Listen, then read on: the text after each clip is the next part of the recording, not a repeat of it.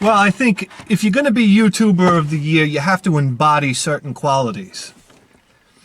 Number one, you have to keep a cool head. 3 minutes earlier, it would have been mine! Motherfucker! You have to be selfless and offer advice.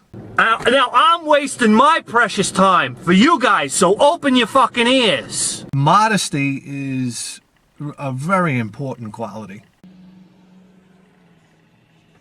I fucking beat Rygar, motherfucker. It doesn't hurt to have many different talents.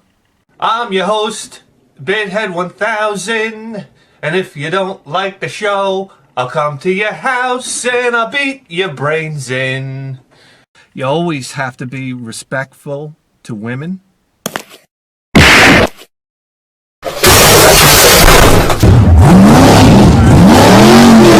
It's important to have your finger on the pulse of the gaming community.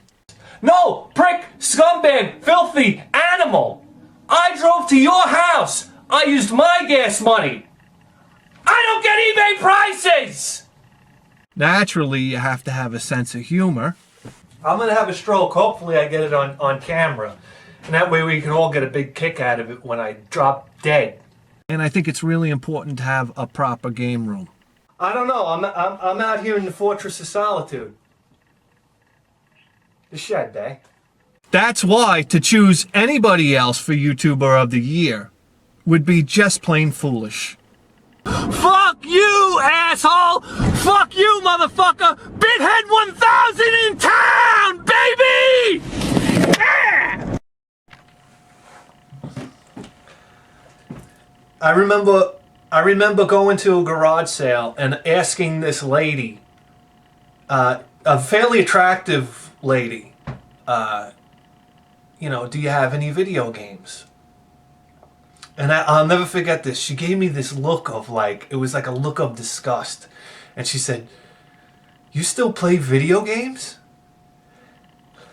And I remember the initial sensation I had. It was like, I felt like an outcast. I felt like, you know, like I was the only one left, you know, my age that played video games.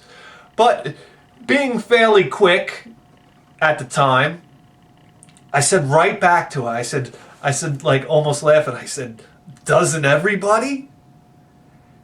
And I have to tell you, it was almost like I turned her into the outcast. I'm not sitting here trying to brag, but it was almost like I turned her into the outcast. And just like that, she folded like a cheap suit.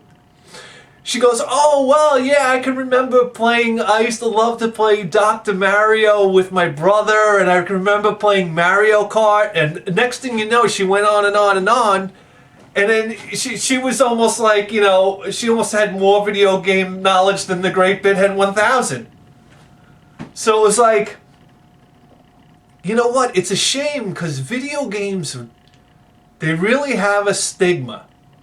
You know, it's almost like, oh, if you play video games, you live in your basement with your parents, and you don't have a job, you don't have a life. And for the most part, that's true. No, I'm kidding. Yeah, video games have and you know what it all boils down to? The people that, and this has to do with women a lot too. Women don't like to see men like playing video games. They don't like to see men having a good time. But other than that, all right, let's not get off topic here. But yeah, it's a real stigma. But you know what? You're gonna find, just like that woman, that people aren't being very true to themselves. Because at the end of the day, if you're 30 years old, I'm 38 now. If you're 30 or 38 years old, you grew up with some type of video game in your life, and you really enjoyed it. And we're growing up in an interesting time where the 30-year-olds, our parents never had video games. So we grew up playing video games, and it was almost like our parents said, okay, this is a phase, they'll get out of it, they'll move on with their life, and ba. But no, it's a part of our history now. It's clearly a part of our history, and it's become part of our tradition. And I can remember you know, going off to college and whatnot, and I always loved video games, but I felt like pressure to move away from them. Yeah, you got to put those down. You got to move on with life. But guess what? We'll have children now, and of course, when the time comes, we'll buy them video games. We'll support the video games. We'll play the video games with them, because deep down inside, I think we all still want to. And they'll move through. I believe they'll move through their entire lives playing video games and never have that real stigma. This younger generation of kids, they don't have that stigma about video games. It's like, you're playing video games. Yeah, you're playing video games. That's what we do. We don't come out of the fucking house anymore. No, but seriously. So, I'm not going to sit here and play Too Cool for School. I really wanted to win this YouTuber of the Year contest. And I'll tell you why. You know, I toil in this shed. I toil in the truck. I go out to garage sales. And at the end of the day, I get flack from everybody. My old lady said, "What are you doing out there? You playing video games?" Or I come in and my girlfriend's kids are, "What are you, a fucking loser? You out there, you playing video games? You're out looking for video games and whatnot?" And I don't really give a fuck, okay? I do what I do. I'm BITHEAD1000.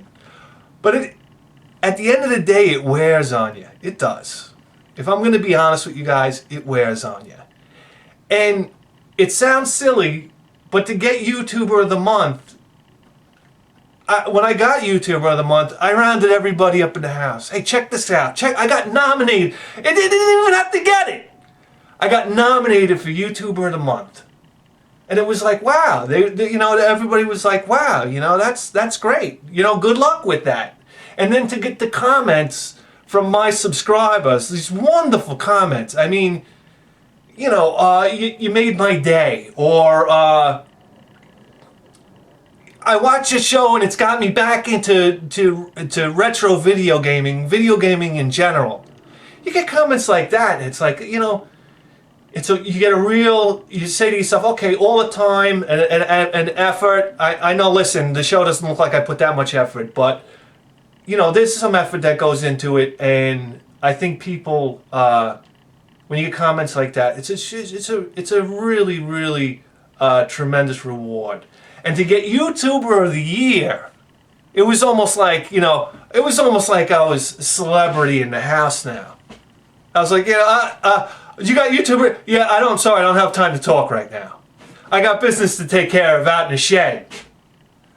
So, what I really want to do is I really want to thank the 16-bit brothers for putting on, listen, they didn't have to do it. Okay, they decided to do it.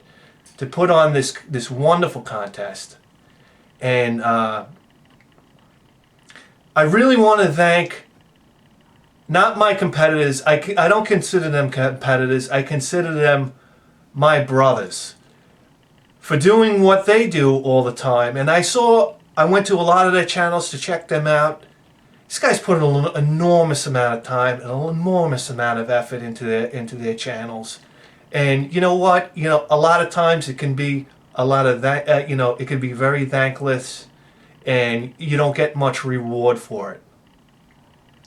But it's so important what all these guys do to, you know, expand the knowledge of the gaming community to the gaming community.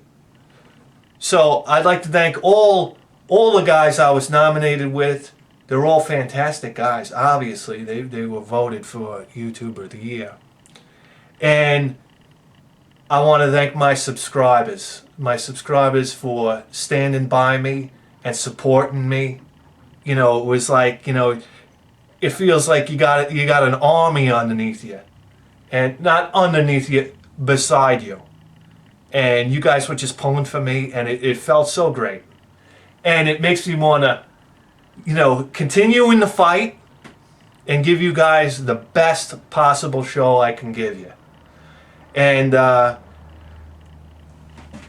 I didn't realize one of the stipulations to winning YouTuber of the Year was actually taking over the contest. And it was like I got a cold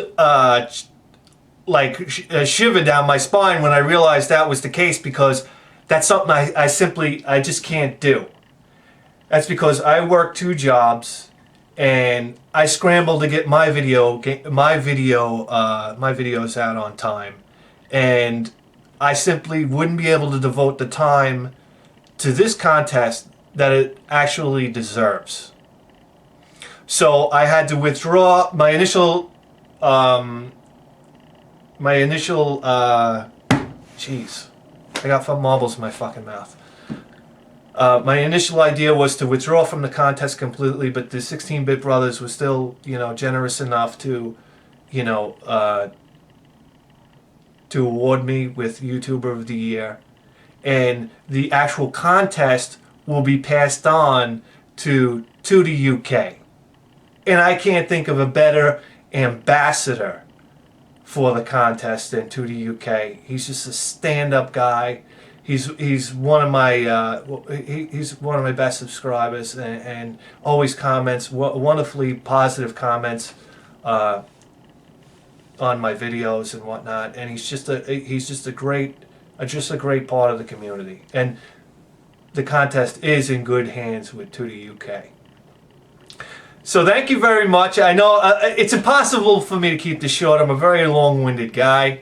But I want to thank everybody for all their support, for making BITHEAD1000 YouTuber of the Year. And I tell you what, this next season, guys, we're really going to blow the doors off. I promise, because this has to be a big season. There's a reason why this has to be a big season, and I'm going to make it a big season.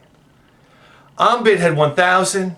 You just tuned into the greatest video game program in the history of human civilization, and I'll see you next time.